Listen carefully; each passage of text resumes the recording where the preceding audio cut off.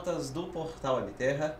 Hoje aqui comigo no estúdio o delegado de polícia, Dr. Bruno Rezende. Nós vamos falar sobre a delegacia de homicídios que existe aqui em Montes Claros há mais de uma década. Seja bem-vindo, Dr. Bruno, tudo bem? Bom dia, tudo bem? Prazer estar aqui no Portal Webterra e poder falar um pouco sobre a delegacia de homicídios.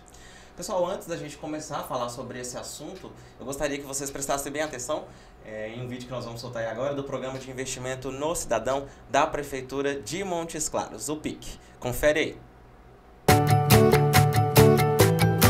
Montes Claros vai dar a largada rumo ao maior investimento já realizado pensando em nossa gente. É o PIC, para o futuro ainda melhor. O PIC, Programa de Investimento no Cidadão, vai levar mais do que obras. É uma nova era de qualidade de vida para a nossa cidade. 2 novas UPAs, 40 novas praças, 100% da cidade asfaltada, recuperação da Lagoa Interlagos, novas avenidas e muito mais. PIC é saúde, PIC é esporte, PIC é lazer, PIC é social, PIC é segurança, PIC é o cidadão. Vamos conferir onde a Prefeitura vai investir mais de 250 milhões pensando em você? Vem no PIC com a gente!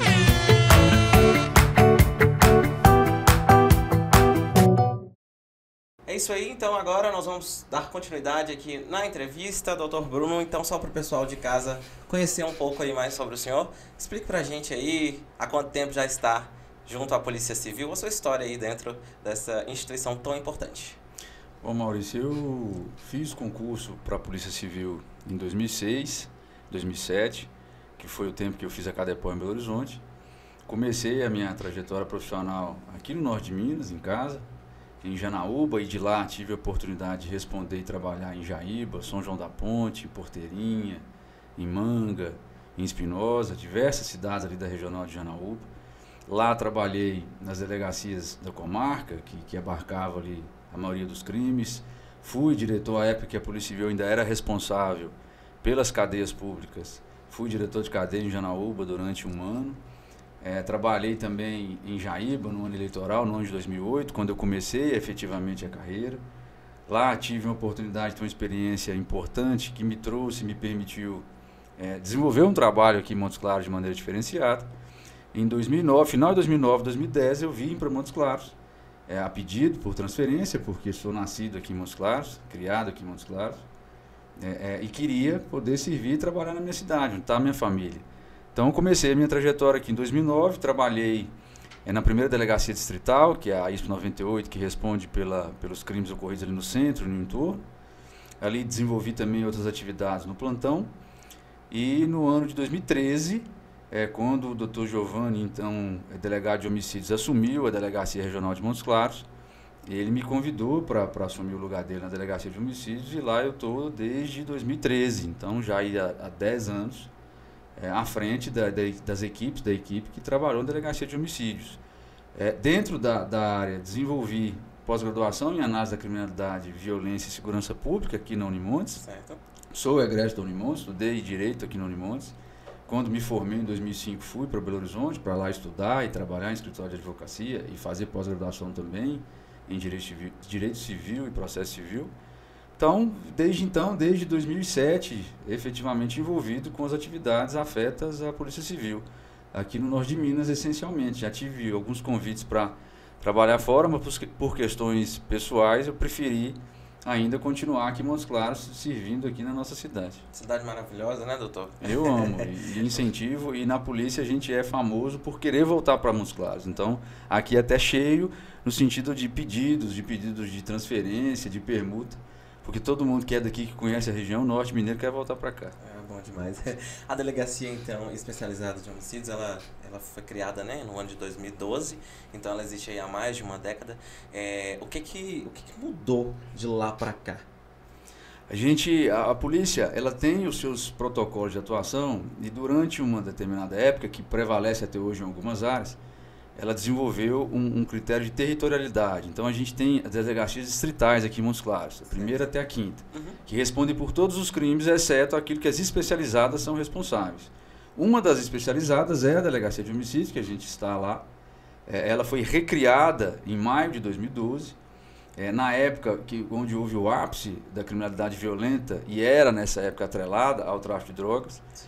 Então, a gente teve um ano com 126 homicídios em 2012. Nossa, de lá para cá, a gente teve uma redução significativa desses crimes, tanto em números absolutos quanto em responsabilizações de autores, e isso foi importante para que esse trabalho fosse desenvolvido. Então, foi a dinâmica criminal da cidade que exigiu esse trabalho diferenciado e qualificado da Polícia Civil e que culminou com a recriação da delegacia. No ano que ela foi recriada, portanto, foi o ano que a gente mais teve um registro de uma série histórica de homicídios.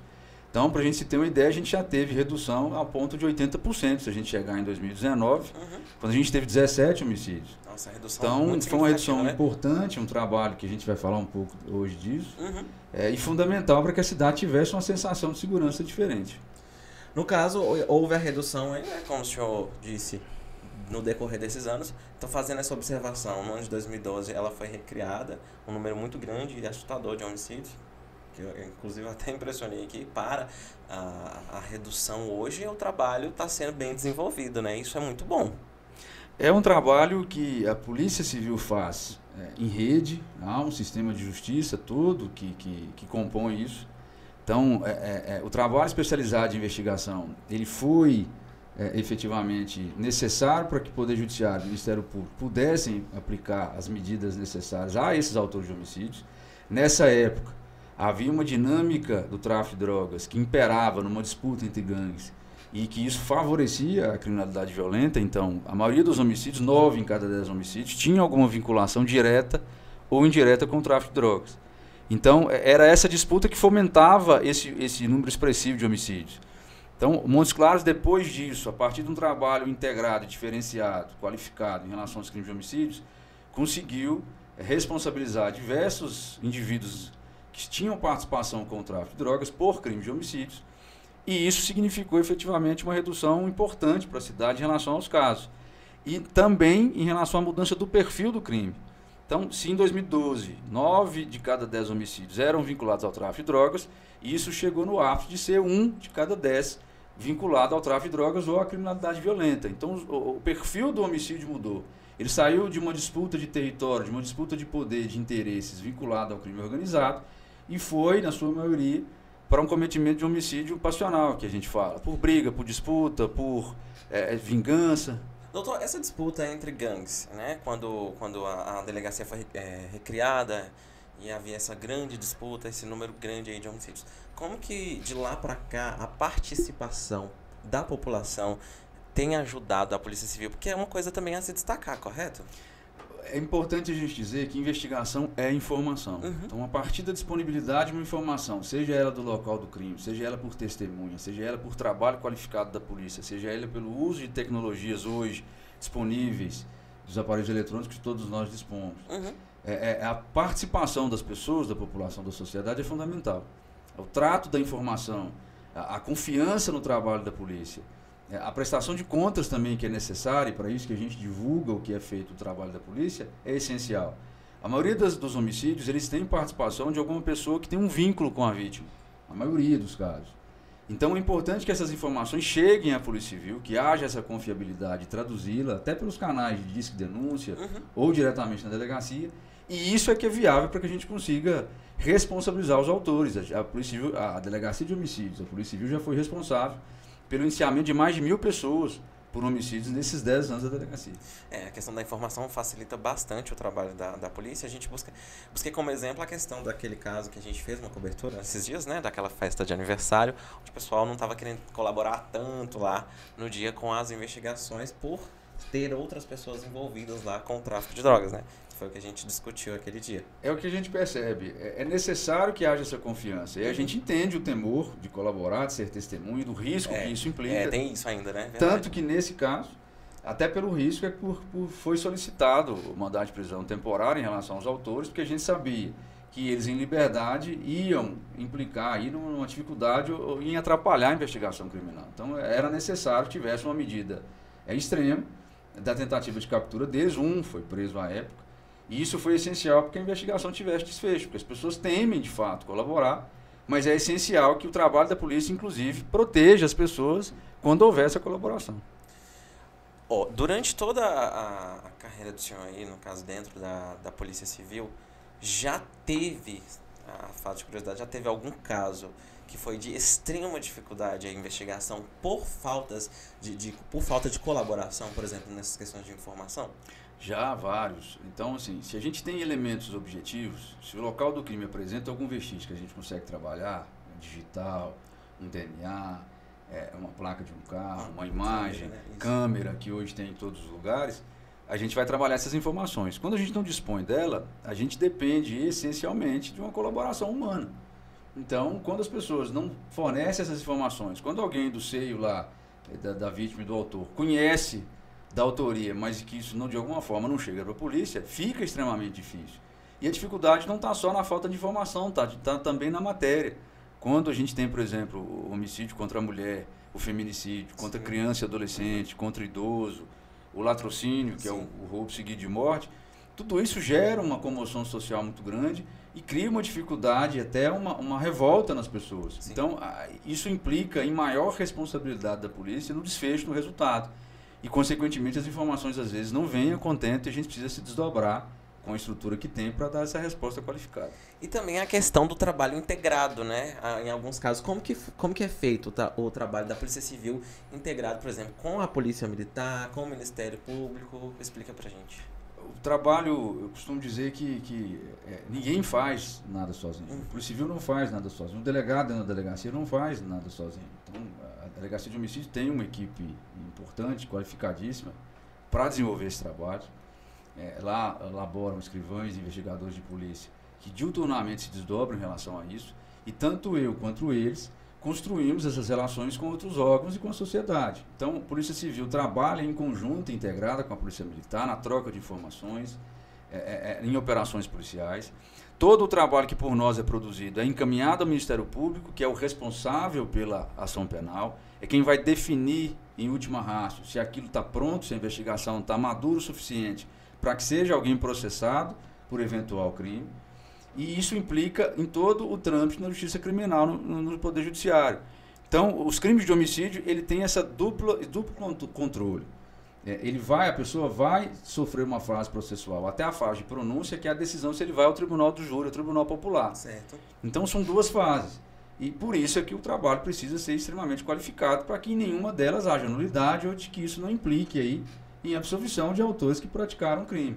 Então, é um trabalho que precisa ser integrado e, essencialmente, tem sido nesses anos e é o principal fator do sucesso, que se a gente pode dizer assim, na redução criminal, essencialmente, foi esse trabalho de todas as instituições, capitaneada aí pela Polícia Civil, pela Delegacia de Homicídios, no trabalho de Polícia Judiciária qualificada.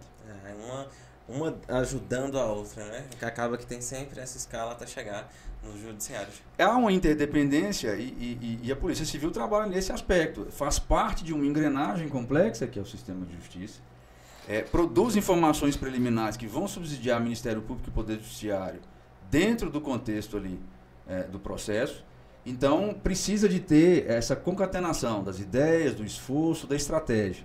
E todos são corresponsáveis pelos desfechos que a gente tem tido na cidade, pelo aumento da sensação de segurança que a gente tem visto na cidade, pelo controle dos homicídios. 2023 a gente tem mais homicídios do que 2022 e 2021. Pós-pandemia a gente já identificou que isso de alguma forma aumentou, mas há um diagnóstico. Montes Claros sempre esteve nos últimos anos com taxas de homicídios por 100 mil habitantes abaixo do estado de Minas Gerais e abaixo do índice nacional. Isso é bom. Agora nós vamos tratar de uma questão de questões de crimes de grande repercussão. Por exemplo, o que é considerado um crime de grande repercussão aconteceu em Montes Claros ainda neste ano, que foi o caso daquele advogado, né? Por exemplo, que foi encontrado ali, enterrado no quintal de casa. Como, doutor, é realizado o trabalho para a identificação dos suspeitos de um crime de grande repercussão que a gente busca, por exemplo, como aquele que aconteceu, né? Este caso, que inclusive foi investigado pela 3ª Delegacia de Polícia, à época, por conta do inicial desaparecimento da vítima, e aí brilhantemente concluído pela doutora Franciele e por toda a sua equipe lá, tanto este quanto outros casos de grande repercussão, muitas vezes ele gera uma dificuldade pela pressão popular e social em relação à investigação, mas por outro lado também cria uma pressão em relação a quem está envolvido. E às vezes incentiva mais as pessoas na colaboração. Mas nesse caso, e falo de tantos outros que a gente teve, até o exemplo que você deu da festa de aniversário, sim, ali a gente teve afastamento de sigilos, afastamento de sigilo de dados, Ali a gente teve busca e apreensão, teve um pedido de prisão temporária e preventiva. Então, casos de grande repercussão ou de complexidade, eles exigem que a polícia utilize de todas as ferramentas de que ela dispõe. Sim. Então, cada dia mais a criminalidade evolui. O crime organizado, ele se adequou, e sempre se adequou, a se inserir na sociedade em diversos meios. E a polícia precisa estar atenta e acompanhar isso. Então, hoje a gente vê aí grandes organizações criminosas que cometem diversos crimes, entre tráfico de drogas, homicídio, sequestro, roubo. Sim. Isso tudo combinando com lavagem de dinheiro. Então, a Polícia Civil, o que tem feito para isso? Recentemente, descentralizou o Laboratório Estadual de Lavagem de Dinheiro. Então, existe uma unidade aqui em Montes Claros, vinculada ao prédio da nossa região, sim, com profissionais que fazem essas análises integradas ao Laboratório Central em Belo Horizonte, para que faça essa qualificação da investigação. Então, um crime complexo, um crime de repercussão, ele exige que haja uma complexidade na investigação. Então, que todas as técnicas de investigação, como já aconteceu aqui, por exemplo, no latrocínio, foi possível colher elementos ali de DNA e de vestígios de digital, de papiloscopia, sim, que permitiram confirmar a presença de 2 autores na cena do crime. Então, às vezes a gente vê série policial americana, claro que isso não é a regra, mas quando há esse vestígio e há a possibilidade da comparação de que a Polícia Civil utilize dessas técnicas, elas são utilizadas e são essenciais, então é uma prova objetiva. Eles agora não tem como alegar que não estavam lá, eles podem alegar uma versão agora de mérito, de motivação. Estavam lá, mas não aconteceu assim, estavam lá, mas foi de outra maneira, mas a presença deles fica efetivamente caracterizada. Então, é preciso unir técnicas de investigação das mais simples, de um interrogatório, de uma entrevista, igual a gente está aqui, as mais complexas e mais atuais do século XXI, relacionadas aí à tecnologia que a gente dispõe hoje. Quando o senhor fala em relação à cobrança, por exemplo, a pressão que fica em cima desses casos de grande repercussão, acabei me lembrando de uma coisa.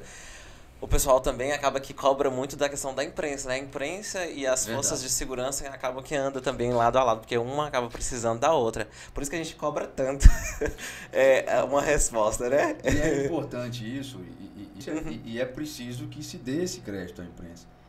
O trabalho que é feito pela Polícia Civil, essencialmente pela Delegacia de Homicídios, e a repercussão e a importância que a sociedade confere a esse trabalho, à equipe, é por conta da cobertura que a imprensa fornece na representação que a sociedade exige. Então, a imprensa precisa fazer esse papel essencialmente, e fica aqui o nosso agradecimento sempre à imprensa nessa cobertura que é feita, porque a Polícia Civil, nessas oportunidades, faz o accountability, ele faz a prestação de conta.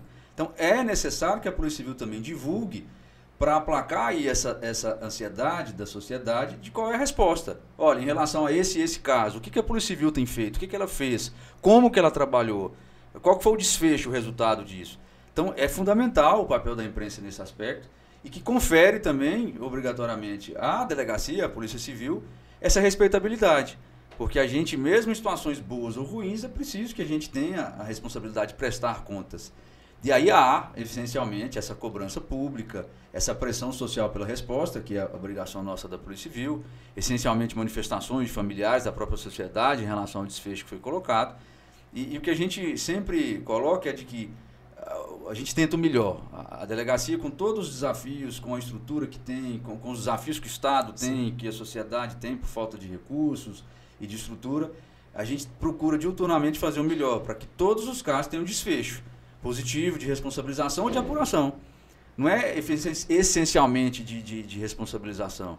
Porque em caso de suicídio, por exemplo, ou de encontro de cadáver, em que a gente vai apurar se houve ou não um crime, também é essencialmente apurado. Imaginar que todo óbito aqui na cidade, à exceção de acidente de trânsito, que não é responsabilidade da Delegacia de Homicídios, mas é apurado pelas delegacias responsáveis, há uma investigação policial para saber se houve induzimento, instigação, auxílio, no caso do suicídio, por exemplo, ou se houve participação ou intervenção de terceiro no óbito. Então, todo mundo que falece, de alguma forma, há uma investigação preliminar. Sim. Se a necrópsia, se o laudo de necrópsia não apontar nada de vestígio criminal, se o laudo local não apontar nada de vestígio criminal, a gente dá essa investigação por mais simples. Mas já aconteceu aqui, por exemplo, de um caso que foi inicialmente registrado como suicídio, identificou-se ali que houve uma simulação do autor em relação à ex-amase, e ele foi responsabilizado por homicídio qualificado. Então, doutor Bruno, nessa questão aí da questão da participação da imprensa, né? Até mandar um abraço aos nossos colegas da imprensa, também agradecimento nosso. Nossa querida assessora também, né? Da Polícia Civil, Gisele. Um abraço pra Gisele, que se desdobra lá com Maria, com Jorge, com Naide. A gente não deixa a Gisele pra ajudar as coberturas. Mas tudo certo. Então, dando continuidade, doutor, aqui a nossa conversa, a gente estava falando, né, como que é feitos trabalhos para identificar o pessoal em crimes de grande repercussão, dessas participações. Existem, então, doutor, 3 classificações para crimes, né? Que é o homicídio consumado, as tentativas, no caso de homicídio, e o latrocínio, que é aquilo que o senhor tinha falado, que é o roubo seguido de morte. Explica pra gente, então, o que significa cada um destes para o pessoal poder entender. Quando a gente tem, então, um óbito em que a pessoa tenta tirar a vida de alguém, com essa vontade de tirar a vida de alguém, e há esse óbito, a gente está falando de um crime consumado, é de que a consumação está ligado à pretensão que aquela pessoa teve, ela atingiu o objetivo dela.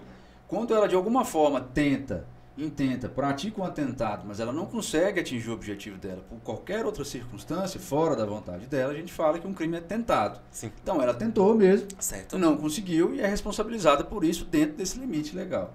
Quando a gente fala de latrocínio, a gente já muda um pouco o foco. O crime é patrimonial, é um roubo, é uma figura dentro do roubo, dentro do crime de patrimônio, contra o patrimônio, que é a prática da violência para subtrair o patrimônio de alguém, a prática da violência para praticar a violação contra o patrimônio de alguém, e que dentro desse contexto ocorre a morte. A pessoa ou atenta contra a vida dessa vítima para subtrair aquele objeto, ou durante a dinâmica do roubo entende que fosse necessário ali, que para consumar o crime contra o patrimônio, que tirasse a vida de alguém. De todo modo, isso tem uma gradação, o latrocínio, inclusive, ele tem uma pena mínima até maior inicialmente do que as penas de homicídio, sim, e tem um limite legal de 30 anos. Então, a diferença primordial os homicídios consumados atentados são crimes contra a vida, o objeto, o bem jurídico violado, que se pretende ali atingir a pessoa, e o latrocínio, a pretensão é um crime contra o patrimônio, e que tem uma vinculação de uma morte durante a prática daquele delito. Então, exatamente nessa questão aí, dessa explicação de cada um desses 3 tipos de crime que o senhor acabou de explicar, os internautas podem participar, né, das nossas entrevistas aqui no podcast, mandando a sua pergunta na caixinha que a gente abre lá no nosso Instagram, pelo @webterra_. Então, toda semana nós disponibilizamos a caixinha com o entrevistado da semana. E para o senhor, doutor Bruno, chegou uma pergunta aqui de um internauta nosso. A pergunta é a seguinte: se durante o ato do roubo, a vítima acabar matando o autor, configura crime? É uma pergunta interessante e é uma discussão da nossa sociedade. Sim. Até recentemente a gente já viu casos aqui semelhantes em Montes Claros, em que a vítima, por circunstâncias ali específicas, atentou contra a vida dos autores. Recentemente também teve uma ocorrência em que uma vítima de um furto à residência atingiu o autor, o suspeito, com disparo de arma de fogo. Certo. Então, em rigor, inicialmente, é crime. Essa pessoa vai ser conduzida para a delegacia de polícia, ela vai sofrer uma reprimenda legal e um procedimento. O que se vai analisar, até durante a delegacia de polícia, a delegacia de plantão, e obrigatoriamente pelo Ministério Público e Poder Judiciário, é se aquela atuação foi efetivamente em legítima defesa ou em inexigibilidade de conduta adversa. O que é isso? Se a pessoa agiu para se defender, para defender a incolumidade física dela e de terceiros, da sua família, efetivamente, dependendo da circunstância do roubo, e se isso não tinha outra perspectiva a fazê-lo, se era a única alternativa e era o único meio de que dispunha, e se isso foi proporcional. Então vamos dar um exemplo: se a pessoa vai roubar a casa de alguém, e durante esse roubo, na tentativa de praticar violência contra a vítima, e colocando a vida da vítima em risco, ela, de alguma forma, tira a vida desse autor de crime contra o patrimônio, ela possivelmente ela não será responsabilizada ao final de um processo. Será reconhecido para ela uma legítima defesa ou uma inexigibilidade. Mas isso é de cada caso e caso a caso. Então, exemplo, se uma pessoa vai tentar praticar um furto e pula o muro, e logo depois, na tentativa de fugir já, sem ter praticado nenhum outro ato, ou ter colocado a vida da pessoa em risco efetivamente, ela é morta, haverá uma discussão essencial aí, se foi um esforço necessário, se foi para proteger mesmo o seu patrimônio, a sua família, e isso tem que ser analisado no dia a dia. O importante é que a gente perceba que estamos amparados legalmente na proteção própria de terceiros e da família, mas isso tem limites, e a lei não quer dar aso para toda e qualquer pessoa tirar a vida de alguém sem motivo algum, ou em circunstâncias que poderia ter sido adotado outras ações, outras atitudes. É o que a gente viu recentemente, num caso também aqui em uma briga que culminou na morte de uma pessoa por conta de uma discussão de um som entre vizinhos. Ah, sim. Ali o que se identificou, e por isso a Polícia Civil providenciou o indiciamento, é de que poderia ter tido outro desfecho, outra circunstância, se houvesse ali uma possibilidade das pessoas, na verdade uma vontade de resolver aquela contenda, aquela discussão de maneira diferente. Então, quando prevalece a beligerância, quando prevalece a ignorância, quando as pessoas não pretendem adotar os meios sociais que a gente construiu culturalmente para a resolução de conflito, ela entrando na esfera criminal, ela vai obrigatoriamente sofrer essas reprimendas. E aí tem as responsabilizações necessárias que pode, inclusive, levar, essencialmente, a uma condenação e às vezes, uma prisão. Doutor Bruno, nesse exemplo, né, que o senhor trouxe aí da questão que a vítima se defendeu dando um tiro aí no pé do autor, neste caso, por exemplo, a Polícia Civil vai fazer a investigação. Aquela vítima, ela não tem registro daquela arma, ela não pode estar com aquela arma em casa. Isso aí vai dar vai piorar a situação ou não? Pode piorar. O uso da arma ou do instrumento em relação à prática do crime contra a vida, às vezes ele é absorvido dentro do contexto final. Leia-se, ele vai responder pelo homicídio, mas não responde pela posse do instrumento. Mas quando não há legitimidade nessa ação, essencialmente, e se mostra ali que houve uma circunstância de um crime anterior, neste caso, estava na posse da arma, a arma não tem registro, não precisava de ter atirado na pessoa, a pessoa estava em fuga, esse autor de furto não dispunha de nenhum outro objeto que colocasse em risco a vida dessa vítima de furto, ela pode essencialmente ser responsabilizada por posse ou porte legal de arma. Se a arma não tiver registro, mas tiver numeração, isso é legalmente aceito. Se tiver raspada, já qualifica o crime, isso já implica numa prisão em que não haverá fiança no âmbito da delegacia, então a pessoa vai participar obrigatoriamente de uma audiência de custódia no Poder Judiciário, que pode ou não ser liberada. Então, o ideal é que a gente ande e perceba a necessidade de cumprir as leis, porque a consequência virá. Então tem essa questão também, né? O pessoal pode ter confundido, mas aí ficou bem explicado agora, viu, gente? Doutor, todos os inquéritos policiais instalados são necessariamente encaminhados para a justiça ou nem sempre?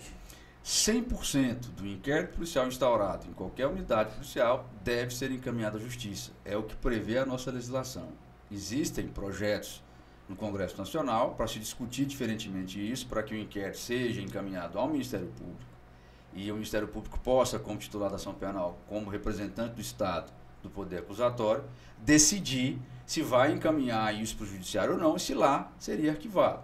Do jeito que é hoje, tudo que a Polícia Civil investiga, ainda que não configure crime, que a gente encaminhe um inquérito sugerindo pelo arquivamento, isso vai ao Poder Judiciário, dado vista ao Ministério Público, que decide se isso for crime e estiver pronto, oferece denúncia, que aí a pessoa vai ser efetivamente processada, ou promove um parecer para arquivamento. Quem arquiva o inquérito policial no Brasil hoje é o juiz, é o Poder Judiciário. Então, o que há hoje é uma figura para facilitar e desburocratizar a tramitação das investigações, que é a tramitação direta. Então, se não houver, durante a remessa daquele inquérito, vencido o prazo de investigação, por exemplo, de 30 dias, se não houver nenhuma medida cautelar que necessite da apreciação do juiz, eu posso mandar um inquérito direto para o promotor, ele analisa a fase que a investigação está, oferta ali uma requisição de eventuais novas diligências e devolve para a gente. Mas quando há necessidade de uma reprimenda que implica na violação do direito da pessoa de ir e vir, leia-se, um pedido de prisão, um pedido de busca, um afastamento de sigilo, que obrigatoriamente o juiz tem que decidir, aí obrigatoriamente vai para o Poder Judiciário para essa manifestação. Mas 100% dos inquéritos policiais têm, por obrigação legal, que ser encaminhado à Justiça. Isso aí, explicado. Qual que é a diferença entre representação... qual que é a diferença de representação por prisão e internação? Vamos lá. São questões terminológicas que implicam em perda ou em tentativa de retirada da liberdade da pessoa. A diferença é que, em relação a um adolescente, a gente não fala em prisão. A gente não fala em responsabilização criminal. A gente fala da prática do ato infracional. E para um adolescente, consequentemente, como ele não comete crime, ele não sofre uma reprimenda de prisão. Ele sofre uma reprimenda de internação num centro socioeducativo voltado para essa política pública de ressocialização do adolescente, onde vai ser aplicada a ele uma medida socioeducativa. Então, a rigor, se eu vou responsabilizar um adolescente com a privação de liberdade dele, ainda que momentaneamente, essa figura de captura dele é de uma internação. aí é expedido o mandado de busca e apreensão do adolescente, mas a apreensão da pessoa. E ele será apresentado ao Ministério Público da Infância e ao Poder Judiciário. Se eu vou responsabilizar alguém e tirar a liberdade de alguém que praticou um crime, já é maior de idade, maior de 18 anos, essa pessoa aí sofre, através de uma medida judicial, o cumprimento de uma medida de prisão. Ela vai ser custodiada, cautelada, nas unidades prisionais que o Estado dispõe, no Departamento Penitenciário, em todo o Estado. No caso, até os 17 anos são apreendidos, né? Isso, até 17 anos são apreendidos. A partir de 18, a pessoa é presa, ela é custodiada numa unidade prisional, num presídio, numa penitenciária. Então, isso aí já é o cumprimento dessas medidas. São terminologias.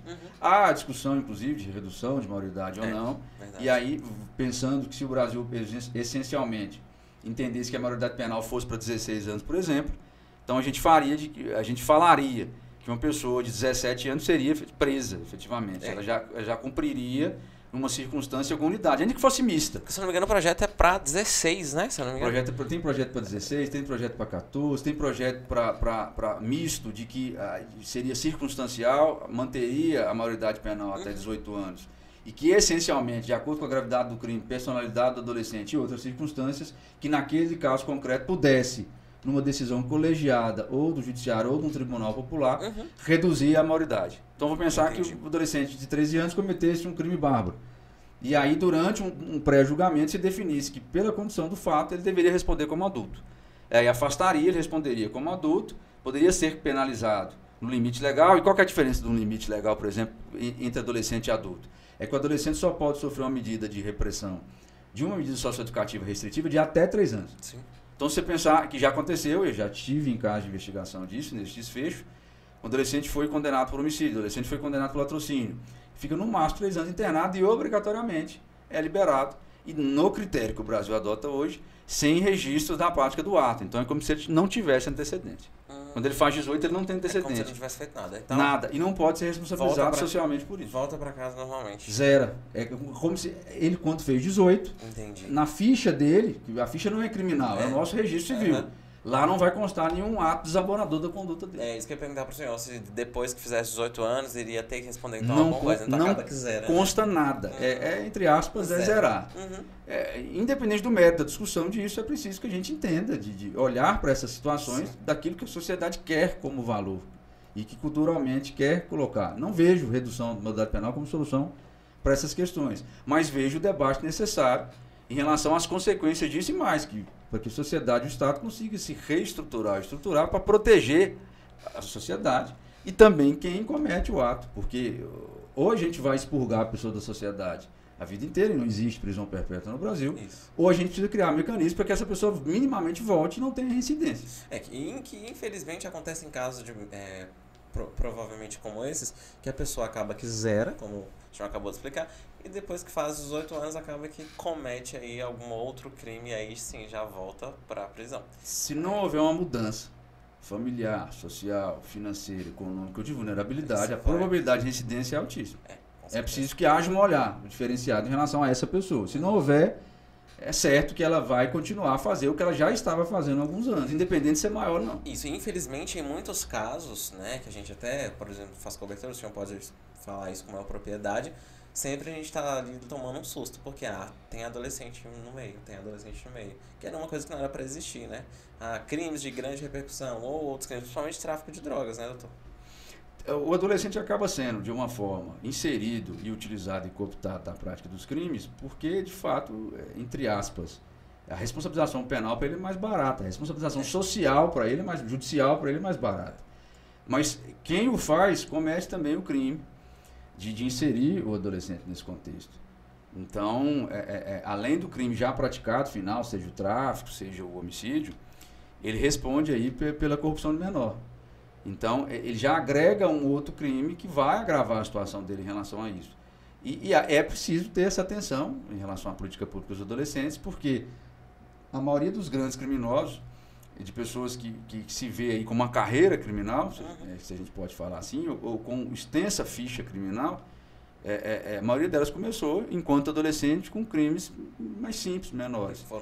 E elas foram de fato evoluindo, elas foram progredindo durante o cometimento do crime, chegando aí a grandes roubos, a latrocínios, a crimes contra a vida, atrelado ao tráfico de drogas, a disputa de gangues do tráfico de drogas. E é isso que a gente precisa olhar. A gente está olhando, muitas vezes, para a consequência, não está olhando para a causa. A gente precisa retroagir um pouco em relação à discussão dessa política. Aproveitar que o Dr. Bruno está aqui para explicar uma dúvida que o pessoal acaba tendo, e tem gente que acaba se precipitando e achando que a gente, no caso nós jornalistas, estamos aí tampando os crimes do pessoal. Dr. Bruno, por que a gente tem que chamar o pessoal de suspeito? Explica para o pessoal, só para eles entenderem. Inclusive, há duas perspectivas, aliás, duas entre várias perspectivas, mas institucionalmente pela Polícia Civil, uma legal é que a lei de abuso de autoridade, ela não permite a divulgação do nome, da foto, das circunstâncias, da idade das pessoas, salvo se houver uma autorização judicial específica para isso. Quando as informações tomam conotação pública de domínio público, a imprensa pode divulgar sob um risco, inclusive, às vezes, sofrer outras reprimendas, que adstritas à responsabilização institucional de cada um. Da parte da Polícia Civil, há inclusive um regramento interno de que todas essas divulgações e acionamentos sejam feitos pela nossa assessoria de comunicação, Sim. com os critérios e regras que a assessoria de comunicação, que a superintendência adota, e ela não permite para a Polícia Civil, aliada ao contexto legislativo, que a gente forneça o nome das pessoas, que a gente forneça a foto das pessoas, que a gente forneça imagens da investigação. Então, às vezes, as imagens aparecem aí em diversos perfis, em redes sociais, na imprensa. Isso não foi, de maneira alguma, publicizado pela Polícia Civil, porque por nós não é permitido. Caso por terceiros, né? E quando a gente vai colocar aquela pessoa que praticou determinado ato criminoso, a gente também não pode fazer um pré-julgamento meritório, com adjetivos essencialmente pejorativos. Então, não cabe ao Estado esse tipo de situação quando se está falando da questão profissional. Se o profissional de segurança pública, se o profissional de imprensa está numa situação ali da emissão de opinião dele, numa questão editorial ou outra circunstância, isso tem uma liberalidade. Mas no trabalho jornalístico da imprensa, e no nosso caso, no trabalho de divulgação de prestação de conta, não nos cabe, no meu sentido, não me cabe essa colocação de adjetivos em relação às pessoas, e isso pode, inclusive, implicar para as forças de segurança um processo de indenização ou um processo criminal de abuso de autoridade. Então, não é uma leniência com o crime, não é uma... A gente não quer que isso aconteça, É isso. A Polícia Civil, o Estado, não quer um permissivo em relação ao crime. Não há uma normalidade, uma aceitação, uma naturalidade em relação ao crime. Agora, é preciso, vivendo no Estado Democrático de Direito, respeitar os valores que todos nós elegemos. Então, ninguém gostaria de ser desnecessariamente ofendido ou que fosse imputado a ele algum adjetivo pejorativo ou um constrangimento além do necessário. Então, quando a Polícia Civil faz a divulgação, ela faz com determinação e autorização de uma assessoria de comunicação, com critérios específicos. Quando o delegado vai lá, por exemplo, eu vou lá dar essa explicação, tem toda uma circunstância. Eu não posso acionar as pessoas, não sou eu que conduzo isso. Eu estou dentro de um script de uma divulgação de prestação de conta. Dentro daquele caso, o que a Polícia Civil fez? Fez isso aqui em relação a essa pessoa e a consequência foi essa. Esse juízo meritório não cabe, até porque isso pode implicar em prejuízo lá na frente para o processo. E por mais que a sociedade, às vezes, entenda isso, mas queira colocar de forma mais jocosa, ou dentro de uma perspectiva ali de internet, ou de rede social hoje, em relação à brincadeira que faz, a nós isso não é permitido. Tá explicado, viu, gente? É por isso, hein? Não pode. Tem um pessoal que faz alguns questionamentos em relação a isso, então tá explicado aí porque que a gente adota a questão de suspeito.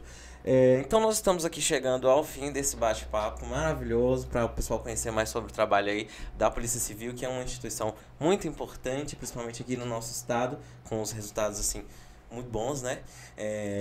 Doutor, ao longo destes anos, houve um aprimoramento das ferramentas de gestão, de prevenção e repressão criminal? Houve, e aqui fica já a minha aceitação do convite e o agradecimento aí pela oportunidade da prestação de contas da polícia. Estamos sempre à disposição em relação a isso, para as explicações daquilo que é feito e daquilo que essencialmente a gente não conseguiu dar desfecho. Sim. Isso tudo implica nessa necessidade do olhar diferenciado em relação ao crime. Então, o crime evolui, a dinâmica desse crime evolui, as motivações se modificam. Então, as ferramentas do século XXI também se modificaram. O uso do celular até pouco tempo não era difundido como é hoje. O uso das ferramentas de tecnologia, até da transmissão de sinais de fibra ótica, não existiam como existe hoje. Então, ferramentas que conseguem extrair informações de telefone celular e de outros equipamentos eletrônicos não existiam como existe hoje. Então, isso tudo são elementos utilizados nessa investigação, na realidade nossa, na atualidade. Então, há necessidade de que a Polícia Civil avance sempre em relação a isso, esteja atenta a esses novos mecanismos. As grandes investigações de organizações criminosas, lavagem de dinheiro, complexidade do tráfico, grandes roubos, essencialmente passam pela análise da tecnologia disponível para o uso comum. Então, todos nós que usamos celular e qualquer ferramenta, hoje é tudo registrado. Hoje a nossa vida, e há discussões, inclusive, em relação a esses limites legais, de outras empresas de redes sociais, inclusive, que têm que prestar contas públicas em relação a isso. Então, isso tudo perpassa pelo trabalho de polícia também. Fica aí, inclusive, o nosso recado para que haja uma parcimônia na utilização desses equipamentos, que não se permita que criança e adolescente tenham acesso a conteúdos indevidos, porque a gente molda a nossa sociedade a partir de hoje. Então, a gente precisa olhar o que a gente quer daqui a 10, 15, 20 anos, e a gente precisa estar atento ao que a gente está fazendo agora. Acaba que senão as coisas se perdem, né? Tem mais telefone hoje no mundo do que gente. Então, a gente precisa ter essa atenção, precisa ter essa limitação, cuidado, o tempo, o conteúdo, as circunstâncias. A ferramenta veio, teoricamente, para agregar, para construir, para somar, mas ela hoje, às vezes, afasta muitas pessoas. E não só isso. Coloca uma gama de conteúdo, de conhecimento no mundo inteiro, e a gente, muitas vezes, escolhe ficar no raso em relação a coisas muito simples e que não nos permitem evoluir e melhorar como pessoas. Certinho, doutor. Muito obrigado, pelo seu tempo, pela sua fala de extrema importância. Agradecer também a você que nos acompanhou neste episódio. Confira outros mais de 140 no YouTube Webterra TV. Um abraço e até o próximo. A cidade toda está no PIC. É o programa de investimento no cidadão. O PIC está na qualidade de vida, com a revitalização e a urbanização da Lagoa aqui do Interlagos e na implantação de 20 novas praças. Ou na construção da área de eventos da Praça de Jatobás, com uma concha acústica. Meio ambiente e cultura no PIC total. E tem mais novidades. Vamos lá?